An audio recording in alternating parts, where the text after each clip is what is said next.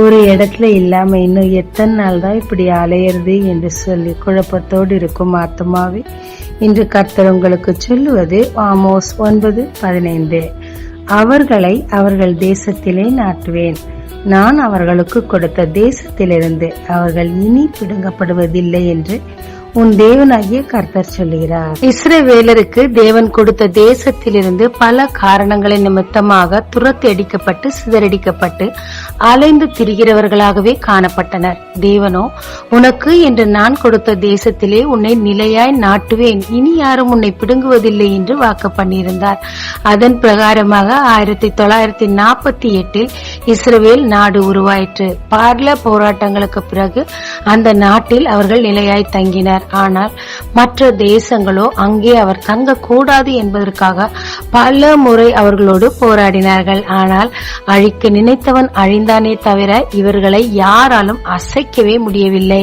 ஏனென்றால் அவர்களுக்கு வாக்கு பண்ணின கர்த்தர் அந்த நாட்டில் அவர்கள் நிலையாய் நிற்கத்தக்கதாக அவர்களுக்காக யுத்தங்களை செய்து இன்று வரை பாதுகாத்துக் கொண்டிருக்கிறார். ஆமாங்க, எனக்கு என்று ஒரு நிலையான வீடு இல்லை. எனவே அலைந்து திரிகிறவளாகவே நான் காணப்படுகிறேன். என் குடும்பத்தோடு என்னால் ஒற்றுமையாய் ஒன்றாய் இருக்க முடியவில்லை. அலைகிறேன். எனக்கு என்று நிரந்தரமான வேலையும் இல்லை. மாற்றப்பட்டு கொண்டே இருக்கிறேன் என்று சொல்லி மன உளைச்சலில் காணப்படுகிறீர்களா?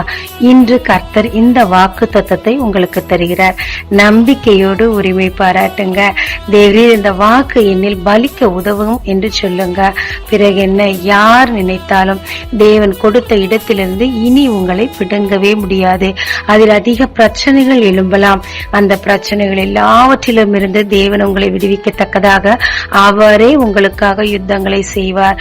ஒரே இடத்தில் உங்களுக்கு நிலைக்க பண்ணுவார்.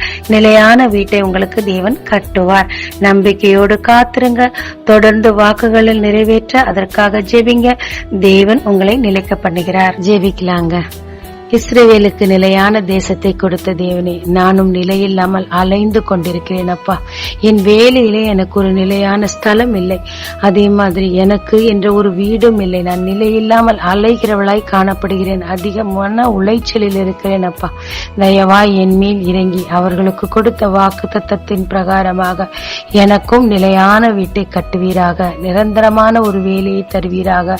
இந்த அலைச்சலிலிருந்து என்னை விடுவிப்பீராக. வரும் பிரச்சனைகள் இருந்து நான் மேற்கொள்ளத்தக்கதாக தேவன் தாமே எனக்காக யுத்தங்களை செய்து என்னை நிலைக்க பண்ணுவீராக. இயேசு மூலம் பிதாவே, ஆமென். இயேசு கிறிஸ்துவின் நாமத்தில் இந்த நாளில் உங்களை ஆசீர்வதிக்கும் ஜீசஸ் விஷன்.